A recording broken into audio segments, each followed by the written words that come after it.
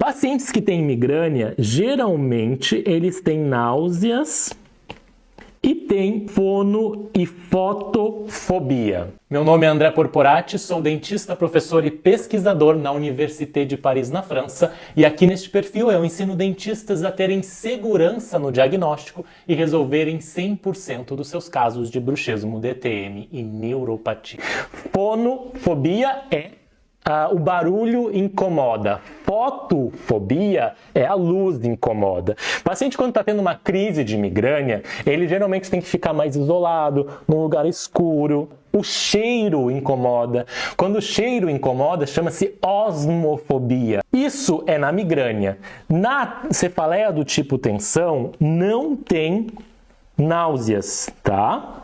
Pode ter fono ou fotofobia. Nunca as duas. O paciente nunca tem as duas aqui na cefaleia tipo tensão.